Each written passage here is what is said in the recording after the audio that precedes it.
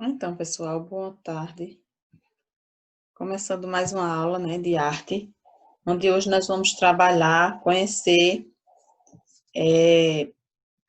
um pouco sobre o texto dramático, tá? Os elementos que o compõem. Então, o texto dramático, ele é aquele que a gente pode dramatizar, né? Por isso que tem esse nome, vem de dramaturgia. É um tipo de texto derivado do texto narrativo, tendo como principal característica ser escrito para ser representado. Geralmente não tem narrador e predomina a segunda pessoa. Estudaremos os principais elementos que estão presentes em sua composição. Então, os elementos, né, são o prólogo, tradicionalmente surgido na tragédia grega. O prólogo é um texto inicialmente usado para situar o leitor, né, que vai encontrar na peça teatral ou trazer uma introdução aos fatos que ocorrem em seu enredo. Então, ele deixa o leitor a par, né, daquilo que ele vai ler, tá? Daquilo que ele vai encontrar na peça. Ele explica a introdução da cena, na verdade. Geralmente era escrito em verso e anunciava a temática central da peça. Então, no Alto da Compadecida, né, que Ariano Suassuna escreveu, diz aí, por exemplo, nessa cena, ó, ao abrir o pano entram todos os atores, com exceção do que vai representar Manuel. Imediatamente após o toque do clarim, o palhaço anuncia o espetáculo. Aí vem palhaço. Uma grande voz. Alto da Compadecida, o julgamento de alguns canalhas, entre os quais um sacristão, um padre e um bispo, para exercício da moralidade. Então, isso é o prólogo, ele antecede a cena, tá? A utilização do prólogo, vocês podem observar aqui, dá pausa nesse slide, e ler também o uso do prólogo aqui no Alto da Barca do Inferno, de Gil Vicente. Vocês podem fazer a leitura aí também, para perceberem melhor o uso do prólogo, tá? E a outra parte importante é o ato, né? Os atos significam um momento de uma obra que corresponde a tudo o que acontece em um mesmo período, no mesmo dia ou ano. Então, são as ações, gente, o ato. Os atos são as ações que acontecem dentro de uma cena, tá certo? Aquele momento principal ali da cena, o ato. Um exemplo de utilização dos atos e cenas. Em Romeu e Julieta, né, que é uma obra muito importante de William Shakespeare, faz parte da literatura estrangeira, literatura inglesa, né? Diz aí, ó, o mesmo, um salão em casa de Capuleto. Músicos esperam, entram criados. Primeiro criado, né, aí já entra a cena. Onde está o caçarola que não vem ajudar a tirar a mesa? Aquele troca pratos. Olá, raspa pratos. Segundo criado. Retira esses tambores, arrasta o parador. Cuidado com a baixela. Amigo, separa para mim um pedaço de maçapão. E se me tens amizade, dize ao porteiro que deixe entrar Nel e Susana Greenstone. Antônio Caçarola. Terceiro criado. Aqui, rapaz, estamos prontos. Primeiro criado. Então vos chamando.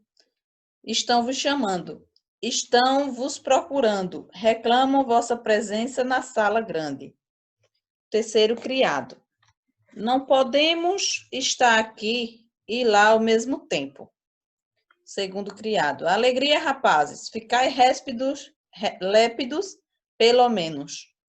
Então, a gente tem aí uma cena onde acontece no mesmo ato, né? No mesmo momento, no mesmo espaço de tempo ali e numa situação igual, né? A cena está acontecendo ali junto e formando esse ato aí, tá? Então, temos aqui o ato 2, cena 2 também, o jardim do Capuleto. Entra Romeu. Aí Romeu diz, só ri das cicatrizes quem ferida nunca sofreu no corpo. Julieta aparece na janela. Mas silêncio, que luz se escoa agora da janela. Será Julieta o sol daquele oriente? Surge formoso sol e mata a lua cheia de inveja, que se mostra pálida e doente de tristeza, por ter visto que, como serva, és mais formosa que ela. Deixa, pois, de servi-la, ela é invejosa. Somente os tolos usam sua túnica vestal, verde e doente. Joga fora. Eis minha dama, ó sim, é o meu amor. Se ela soubesse disso, ela fala, contudo, não diz nada. Que importa? Com o olhar está falando. Vou responder-lhe. Não, sou muito ousado. Não se dirige a mim. Duas estrelas do céu, as mais famosas, tendo tido qualquer ocupação, aos olhos dela, pediram que brilhassem nas esferas até que elas voltassem. Que se dera se ficassem lá, no alto dos céus dela, dos olhos dela, ou melhor, e na sua cabeça os olhos luzeiros. Suas faces nitentes deixariam corridas as estrelas, como se o dia faz com a luz das candeias. Os seus olhos, tamanha luz no céu, espalhariam, que os pássaros despertos cantariam. Vede como ela apoia o rosto à mão. Ah, se eu fosse uma luva dessa mão, para poder tocar naquela face. Então, ato 2, cena 2 aí também, de Romeu e Julieta, tá? Então, a divisão da peça acontece da seguinte forma. No teatro, nos séculos XV e XVI, a divisão da peça era feita em 3 atos. A exposição, o clímax e o desenlace. A exposição, as personagens eram apresentadas e dadas informações. No clímax, o desenvolvimento de um conflito. Né? Toda história tem um conflito, algo que mexe com o espectador, né? Com quem está assistindo. Então, isso é o clímax. E o desenlace, o problema da peça, no caso aí. O desenlace, a solução desse conflito. Tá? Então, existem essas 3, vamos dizer assim, que seja a introdução, desenvolvimento e conclusão de um texto. Na peça teatral existe isso, a exposição das ideias, né, da apresentação dos autores, e o clímax e o desenlace. Tá? Isso no século XV e XVI. No século XVII, houve um aumento do número de atos, chegando geralmente a 5 atos, como ocorreu na maioria das peças criadas pelo grande e destacado teatrólogo William Shakespeare durante a época. Entre suas obras destaca-se o clássico Romeu e Julieta. Então, vocês estão vendo aqui, ó, a imagem, né, de William, e aqui uma imagem de um teatro, tá? Teatro ao ar livre, como vocês observam aí, né, no tempo da antiguidade aí, né, nos primórdios do teatro. Cenas é outra parte, né, que faz parte do teatro também, do texto teatral. Os atos, eles podem se dividir em cenas que são indicadas pela entrada e saída das personagens no palco. Atualmente, os atores simplesmente dividem o texto em cenas e quase já não utilizam os atos. Vamos aqui as imagens. Imagem de um teatro. E o epílogo, né? Outra parte aqui interessante. O epílogo é o final, o desfecho e fecha de forma lógica o drama desenvolvido nas cenas anteriores. O final precisa ser aceitável para o espectador e satisfazer de modo inteligente. O final feliz traz alívio e elimina as tensões do conflito, espalhando um sentimento de bem-estar na plateia. Porém, o final também pode terminar em tragédia, tá? A história da Compadecida termina aqui. Para encerrá-la, nada melhor do que o verso com que acaba um dos romances populares em que ela se baseou. E se não há quem queira pagar, peço pelo menos uma recompensa que não custa nada e é sempre eficiente. Seu aplauso. Pano, né? Ariano Suassuna aqui no Alto da Compadecida, ele diz isso aqui no final. Então, o epílogo é o final, tá? É o desfecho, a flecha de uma lógica, o drama desenvolvido nas cenas anteriores. Então, ele finaliza o texto. Como terminou esse texto? Né? Aquilo ali é o epílogo, tá? Então, pode ter final feliz ou final infeliz. Vai depender da cena, né? Da peça.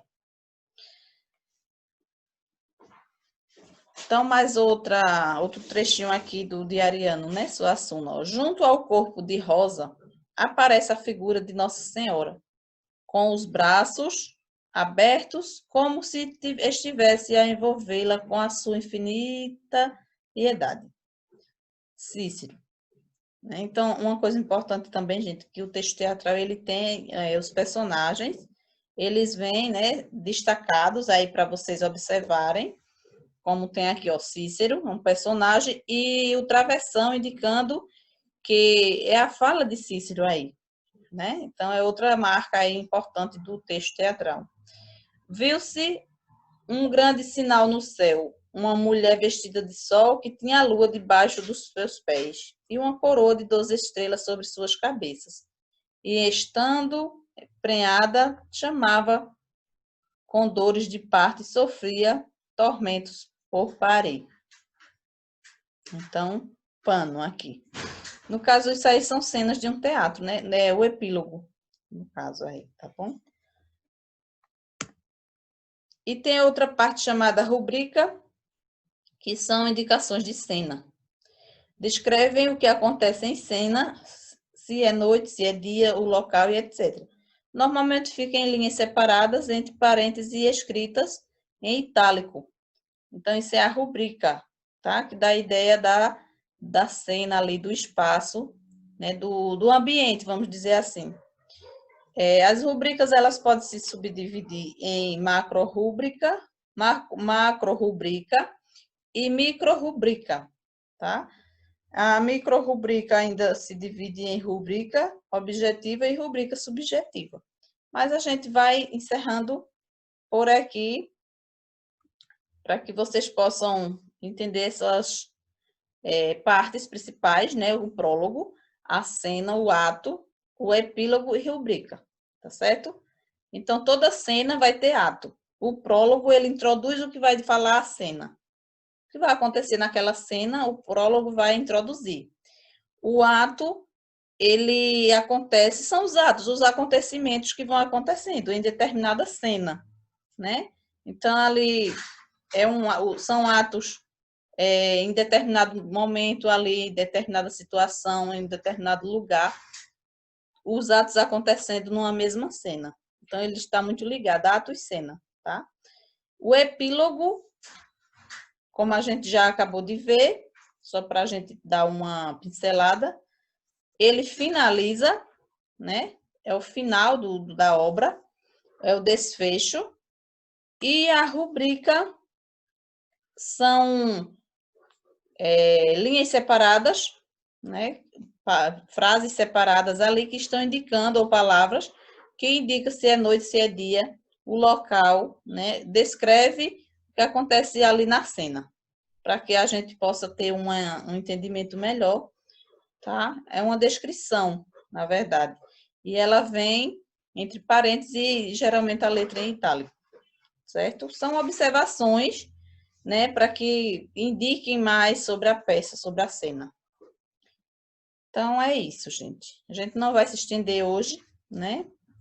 vamos ver só esses tópicos principais agora, para que a gente possa entender um pouco sobre o texto dramático, tá? Então, lembrando que o texto dramático é aquele que a gente pode interpretar, tá certo? Então, é isto que eu queria passar hoje para vocês, na aula de hoje. Um abraço a todos e até a próxima aula.